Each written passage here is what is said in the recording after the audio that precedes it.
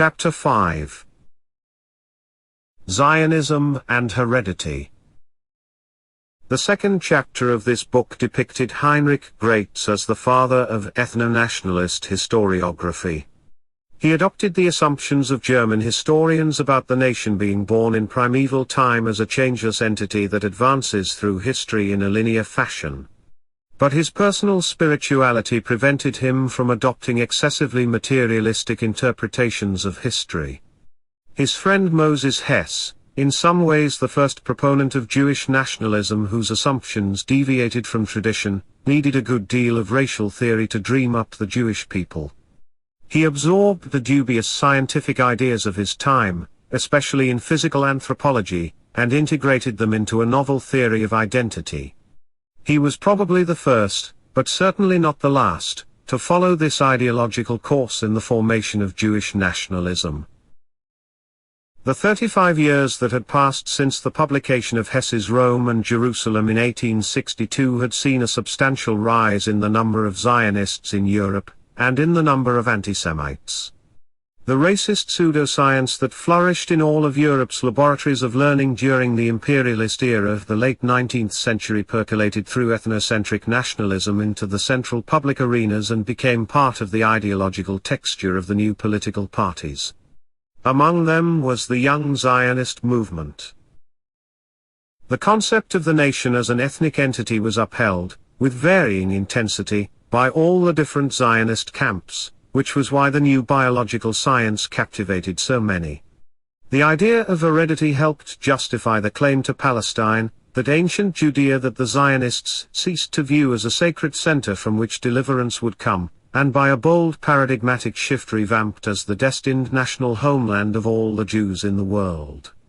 The historical myth required the appropriate scientific ideology, for if the Jews of modern times were not the direct descendants of the first exiles, how would they legitimize their settlement in the Holy Land, which was the exclusive homeland of Israel?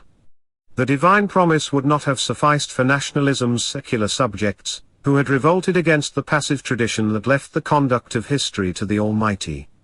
If justice was not to be found in religious metaphysics, it had to be found, if only partially, in biology.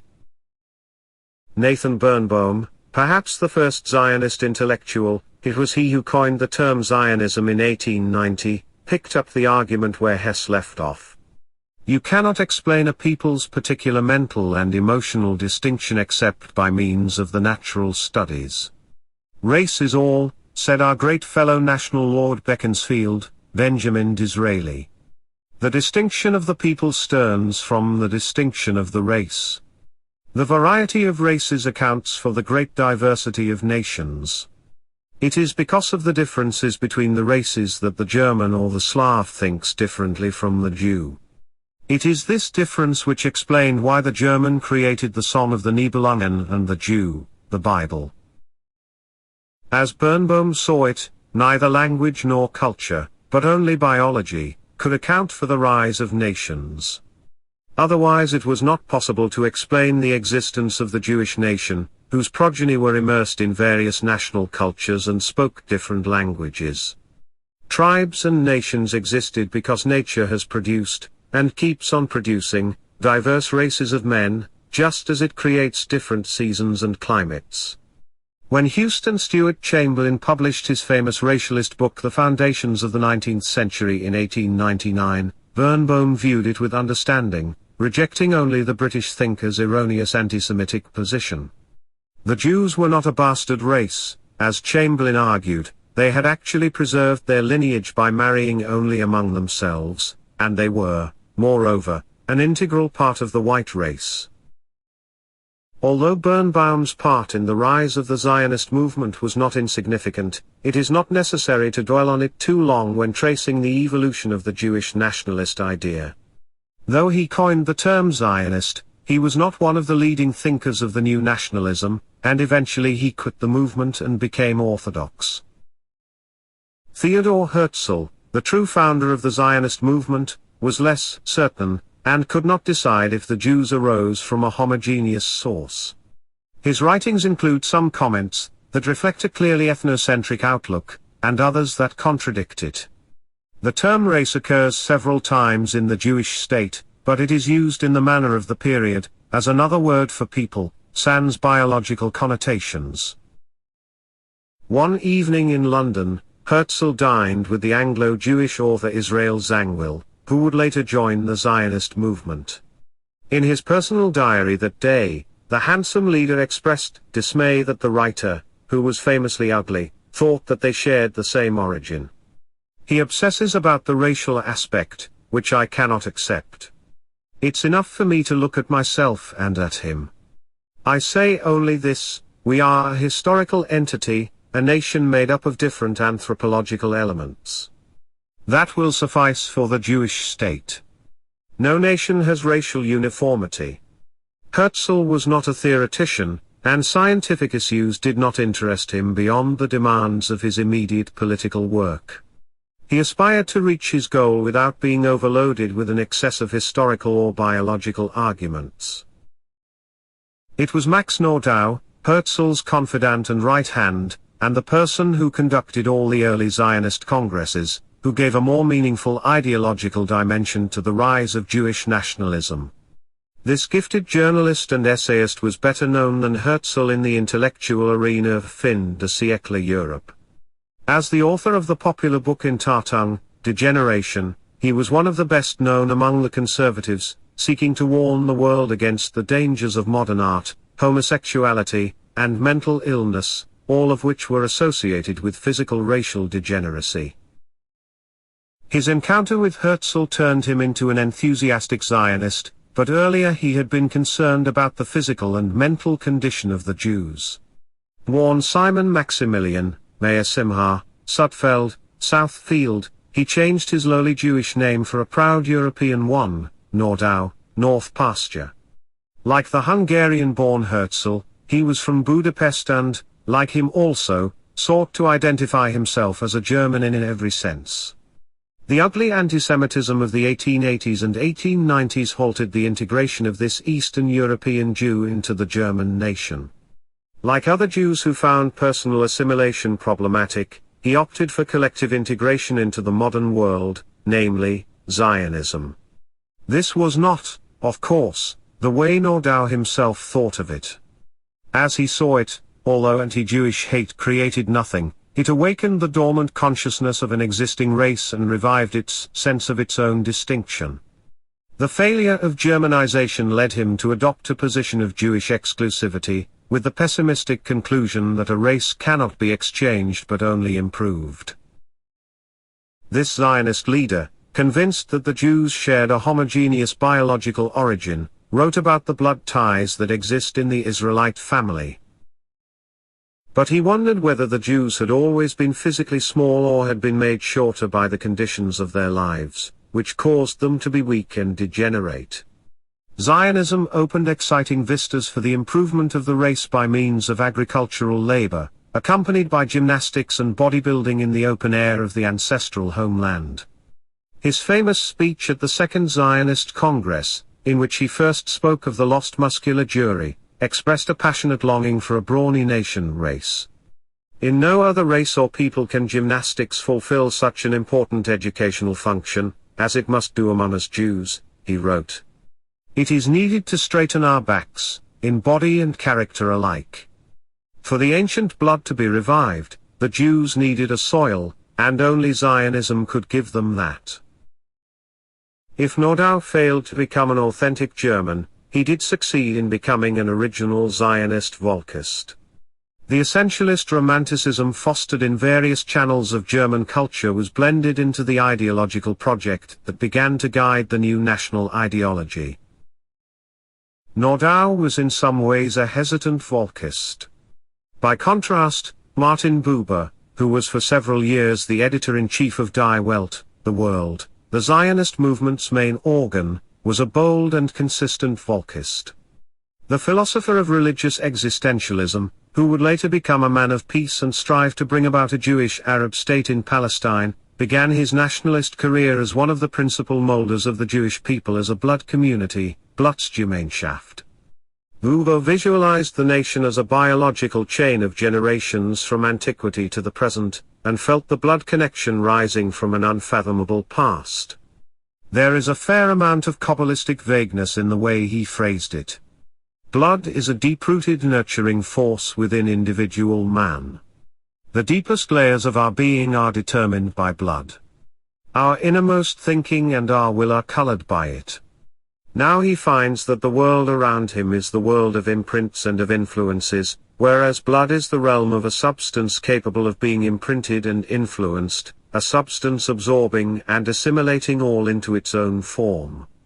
The people are now for him a community of men who were, are, and will be, a community of the dead, the living, and the yet unborn, who, together, constitute a unity. That his substance can, nevertheless, become a reality for the Jew is due to the fact that his origin means more than a mere connection with things past. It has planted something within us that does not leave us at any hour of our life, that determines every tone and every hue in our life, all that we do and all that befalls us, blood, the deepest, most potent stratum of our being. This neo-romantic mysticism of heredity and soil underlay the spiritual nationalism of this charismatic thinker, who captivated young Jewish intellectuals in Eastern Europe. Among the Bar Kokhba circle of Buber's followers in Prague was Hans Kohn, mentioned in the first chapter. This future historian, the first to try to conceptualize critically the issue of organic nationalism, knew his subject well, and the search for hereditary nationalism was the first station in his intellectual biography. Buber was always a moderate and cautious Zionist, and ultimately his religious humanism overcame the ethnic call of the blood. By contrast, Vladimir Zev Jabotinsky, the leader of Zionist revisionism, craved power and detested concession and compromise. Nevertheless, the two Zionist leaders, so unalike in their political perceptions, shared a basic ideological hypothesis: Jews have a distinctive blood that sets them apart from other people.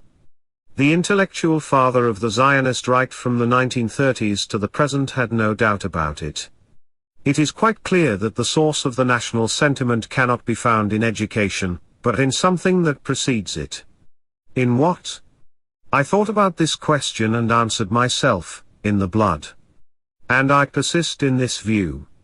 The sense of national identity is inherent in man's blood, in his physical racial type, and only in that. The people's mental structure reflects their physical form even more perfectly and completely than does that of the individual. That is why we do not believe in mental assimilation. It is physically impossible for a Jew descended from several generations of pure, unmixed Jewish blood to adopt the mental state of a German or a Frenchman, just as it is impossible for a Negro to cease to be a Negro. For Jabotinsky, nations arise from racial groups, ethnicities in today's parlance, and their biological origin forms the psyche, today's mentality, of peoples. Since Jews do not have a common history or a common language, nor a territory that they have inhabited for centuries, which might have given rise to a common ethnographic culture, one logically concludes as follows. Natural terrain, language, religion, shared history, all of these do not constitute the essence of a nation, they are merely descriptions of it. But the essence of a nation, the alpha and omega of its distinctive character is its special physical attribute, the formula of its racial composition. In the final analysis, when all shells arising from history, the climate, natural surroundings, and outside influences, have been removed, the nation is reduced to its racial kernel. Race was always a scientific concept for Jabotinsky. He believed that even if there were no truly pure races, there was a racial formula, and he was also convinced that in the future it would be possible, by means of a blood test or a glandular secretion, to have a system of classification based on these formulae, the Italian race, the Polish race and of course the Jewish race. In order to understand the Jews and their conduct in history, it was necessary to discern their origin, and especially to preserve their distinctiveness. Without the protective armor of religion, prolonged residence among other nations might dissolve that distinctiveness and cause them to vanish. They should thus gather as soon as possible in a state of their own. Jabotinsky did have a liberal side, and even a surprisingly universalist worldview, or perhaps not surprising, as he had acquired his education in Italy rather than in Germany, but nevertheless he believed in the continued physical/biological existence of the Jewish people, which had sprung from a uniform ethnic and territorial source to which it must return and as soon as possible. This was the focus of his entire historical thinking. It should be pointed out that, despite the impression given by Israeli historiography, the Zionist right did not have a monopoly on the essentialist concept of the nation. Even the well-known Marxist Boboroshoff was not free from biology. Zionist socialism shared the same conceptual mechanisms, and it, too, padded them with universalist rhetoric, though of a different sort. As we saw in the third chapter, Boboroshoff regarded the Palestinian fellahin as an integral part of the Jewish race, a population that could easily be welded into the steel structure of socialist Zionism. So did his disciples and the future founders of the State of Israel, Ben-Gurion and Yitzhak Ben-Tzvi, until the Arab uprising of 1929.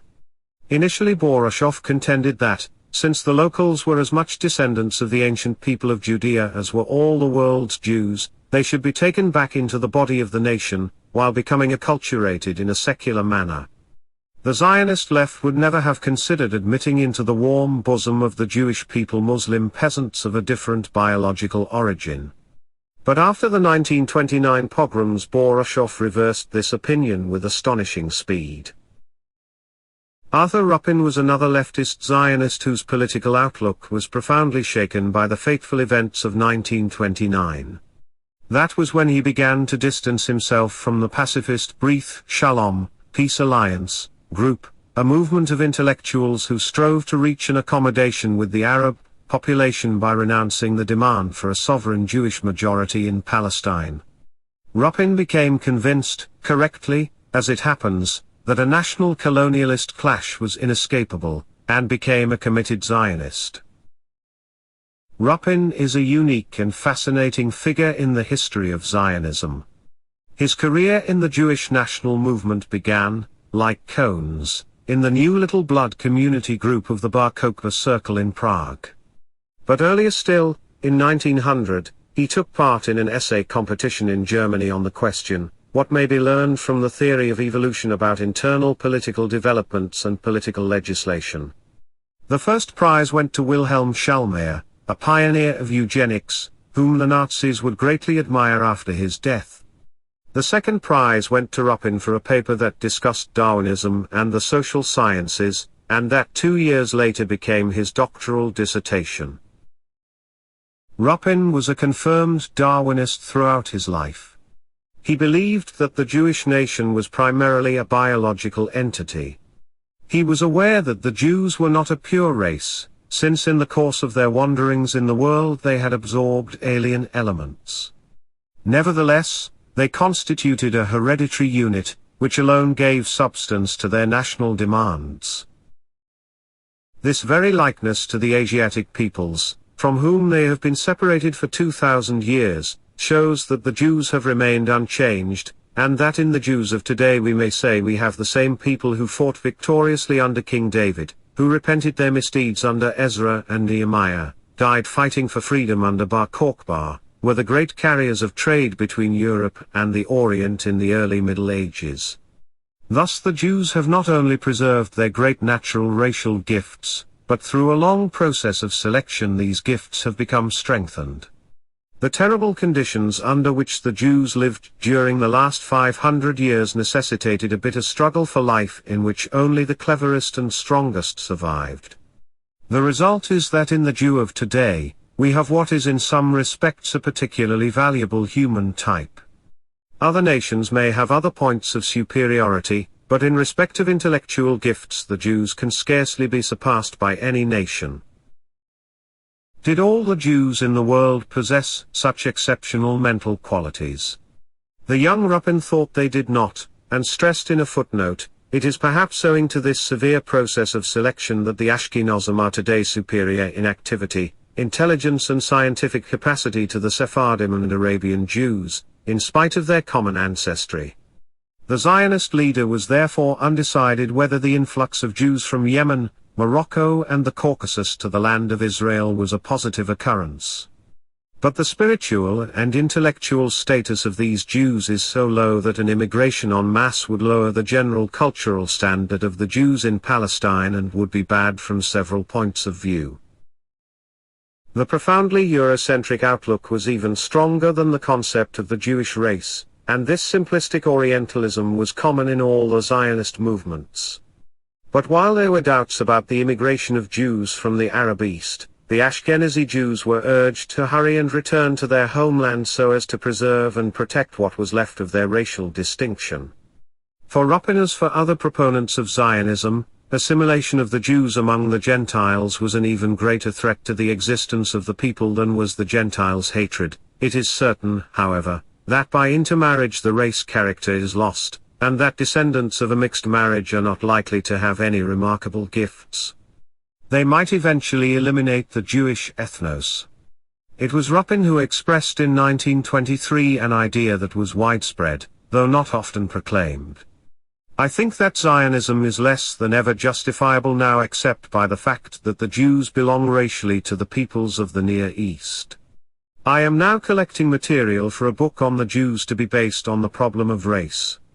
I want to include illustrations showing the ancient peoples of the Orient and the contemporary population and describe the types which used to and still predominate among the peoples living in Syria and Asia Minor. I want to demonstrate that these same types still exist among the Jews of today. The first edition of the Sociology of the Jews, in Hebrew and in German, appeared in 1930.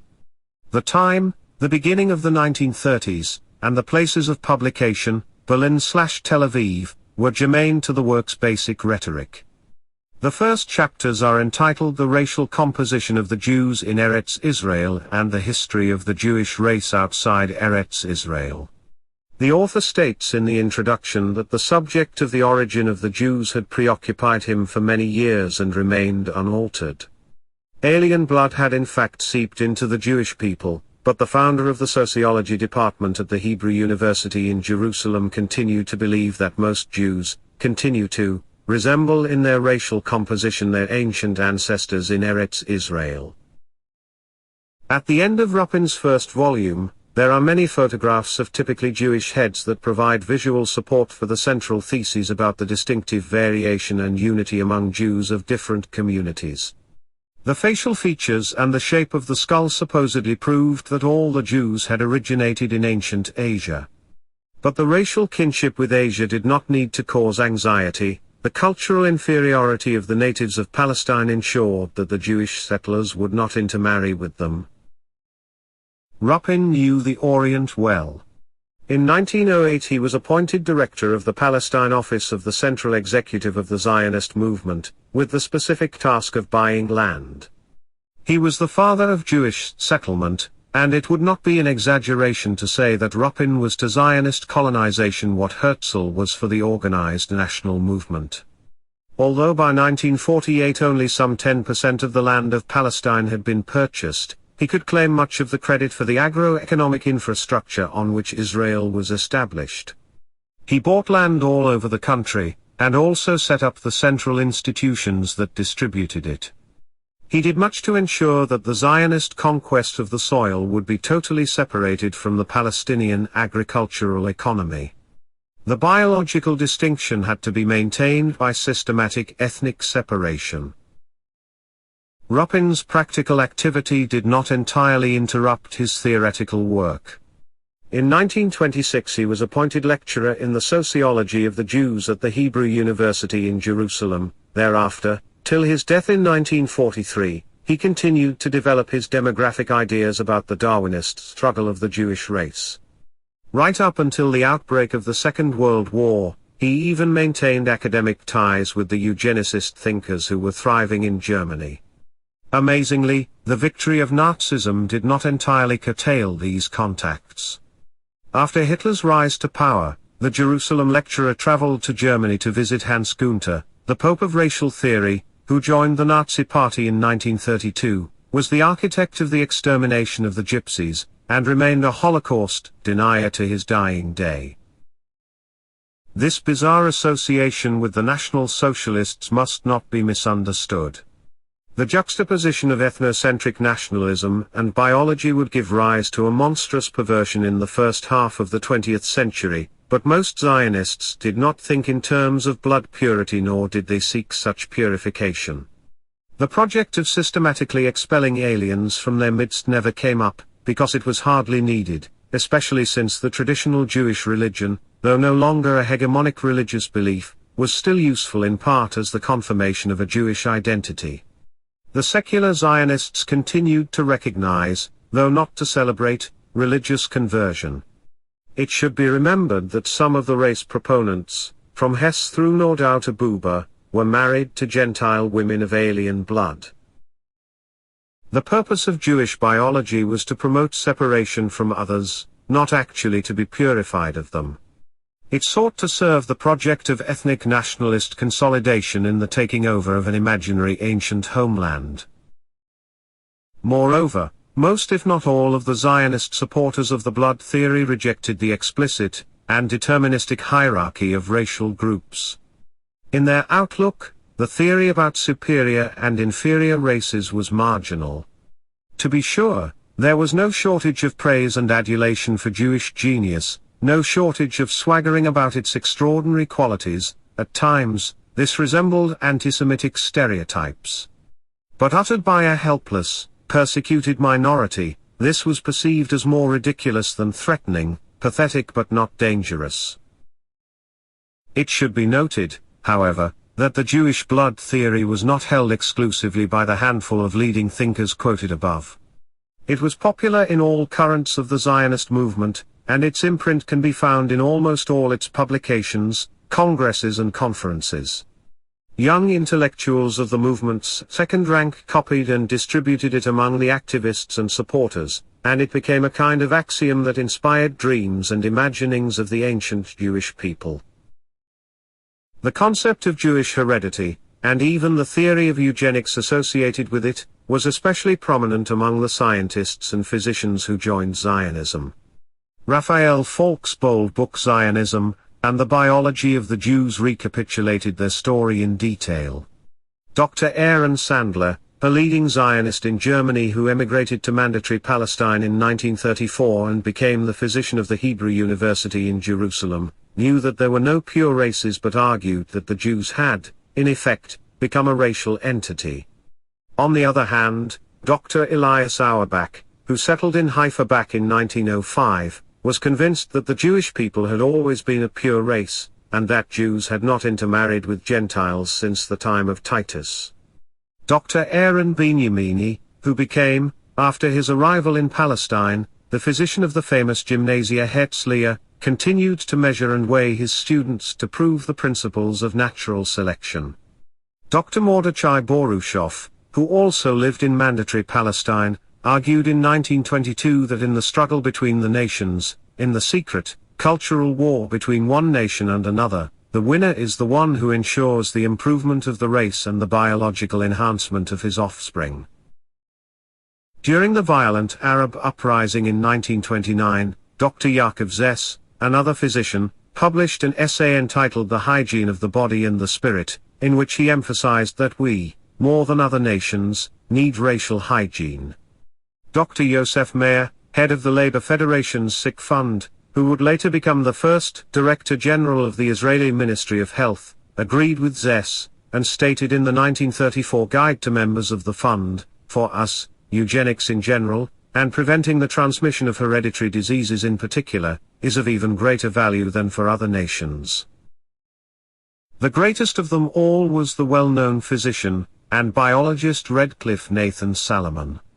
This British Zionist, who contributed a great deal to the Faculty of Life Sciences at the Hebrew University in Jerusalem and was a member of its Board of Trustees, was also the first to try to transpose assumptions from physical anthropology to genetics, which was then a young science with a brilliant future. An article of his entitled The Heredity of the Jews appeared in the first issue of the pioneering Journal of Genetics in 1911. Thereafter, Salomon insisted that even if the Jews were not a pure race, it posed no problem, they were still a solid biological entity. Aside from the fact that the Jew was identifiable by the shape of his skull, his features and his bodily measurements, there was also a Jewish allele that was responsible for this distinctive physical appearance. There were of course differences between the fair Ashkenazi and the swarthy Sephardi, but the reasons for them were straightforward: the latter had mixed more with their neighbors. The noticeable Ashkenazi fairness sprang from the ancient Philistines, who were absorbed by the Jewish nation in antiquity. Long-skulled European invaders became part of the Hebrew people, hence their whitish appearance. The reason the Yemenite Jews were of smaller stature and submissive character was that they are not Jews. They are black, with an elongated skull, Arab half-castes. The true Jew is the European Ashkenazi, and I support him against all the others. Salomon was more of a eugenicist than a geneticist. To him, Zionism was a eugenic project designed to improve the Jewish race. The young people in Palestine seemed to him bigger and stronger. Some force has acted on them to produce anew the Philistine type in Philistia. The mysterious force was the natural selection that reinvigorated the Philistine genes in the genetic stock of the Jews. A similar process was taking place in Britain, where the Anglo-Jews, especially those who donated money to the Zionist enterprise, were acquiring an unmistakable Hittite expression. Were it not for the tragic consequences of 20th-century eugenics, and had Salomon been a marginal figure in the early days of Jewish science in the land of Israel, this text would merely make us smile. But eugenics contributed to grave ideological perversions, and as we shall see, Salomon had too many successors in the departments of life sciences in the state of the Jewish people. The broad Israeli historiography contains a good deal of apologetics excusing the presence of biology in the Zionist discourse, noting that this was a common fashion at the end of the 19th and first half of the 20th century. True, many scientific publications, as much as daily newspapers and popular weeklies, carried articles that confounded heredity and culture, blood and national identity. The term race was frequently used by anti-Semites, but it was also used by the respectable press and in liberal and socialist circles. The Zionist thinkers and promoters who discussed theories of blood and race, the argument goes, did not really take them seriously, and certainly they could not have anticipated the horrific developments that these ideas would help bring about. But this contextual historical argument, though convenient, is far from accurate.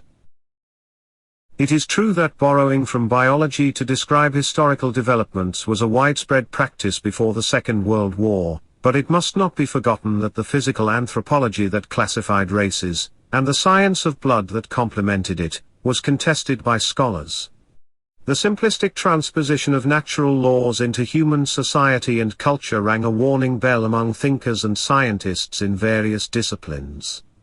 Some of the critics even challenged directly the idea of a Jewish race, the very idea that anti-Semites and Zionists were beginning to acclaim. Two prominent illustrations, taken from two ends of the ideological spectrum of the late 19th and early 20th centuries, can illustrate the argument. In 1883 the well-known French scholar Ernst Renan was invited to address the Saint-Simon Circle in Paris, which had a good number of French Israelites as members. In the 1850s and 1860s, Renan's early philological writings had contributed to the consolidation of Orientalism and scientific racialism throughout Europe. Racists of all sorts derived much encouragement from his classification of the Aryan and Semitic languages, which he padded with a fair amount of prejudice. Yet apparently the rise of racist antisemitism in the early 1880s worried him, leading him to entitle a lecture Judaism as Race and as Religion. Renan's rhetoric was still replete with such terms as race and even blood, but his historical erudition resisted the dominant verbal conventions. By dint of a short, sharp empirical analysis, he joined the outlook of the German historian Theodor Mommsen and attacked the popular views ascribing to the Jews qualities of an ancient, closed race of uniform origin. Christianity, Renan stated, was not the first religion that called on all humanity to believe in a single deity, it was Judaism that began the great campaign of religious conversion.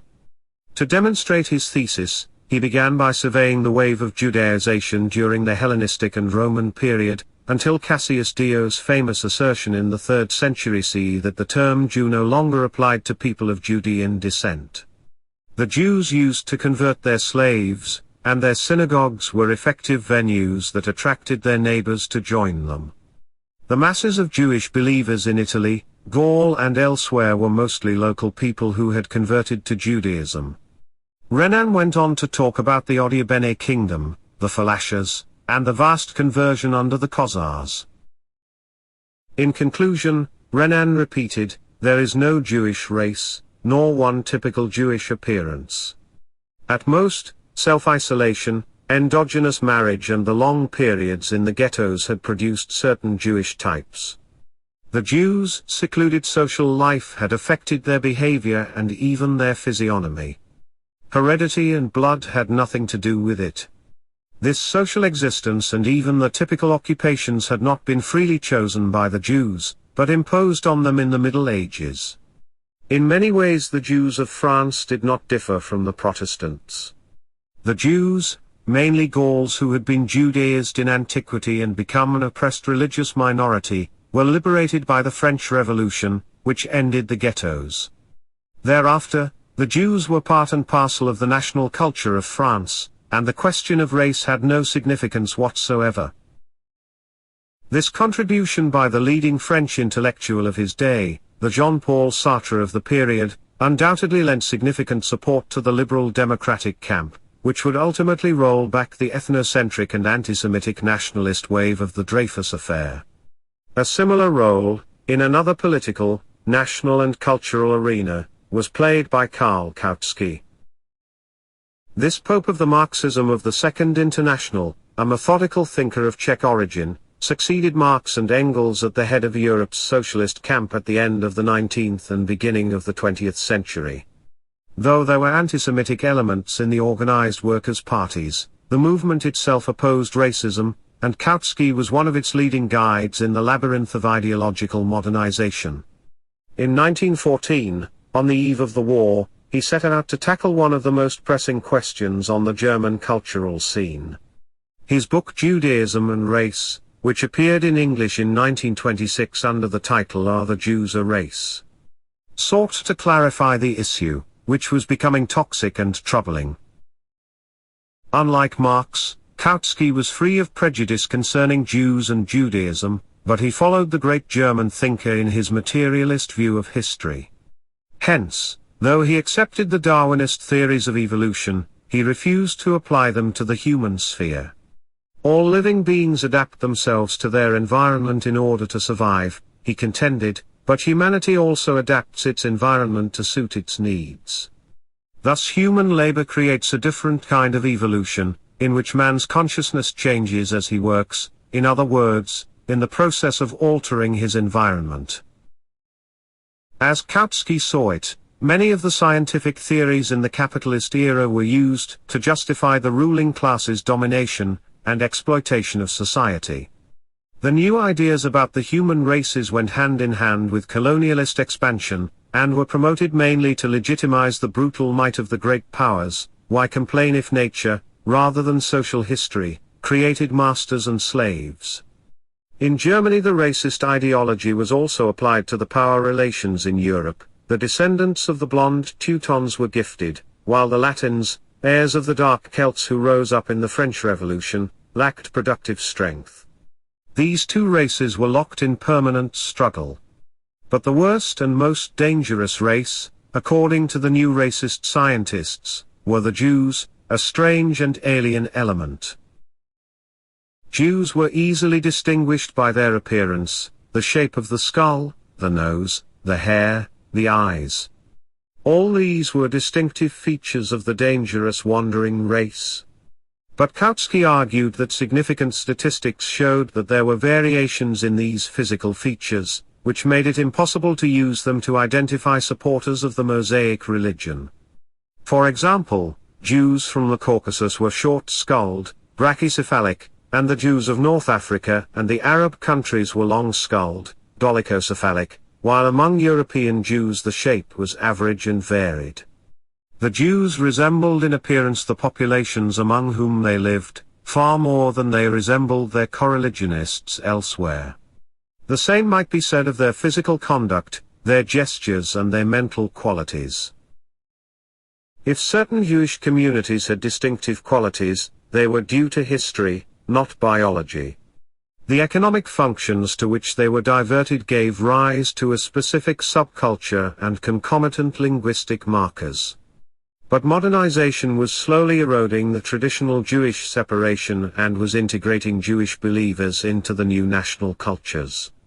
Thus, if the arguments of antisemitism were scientifically worthless, so, too, were those of the Zionist ideology that complemented them with similar reasoning.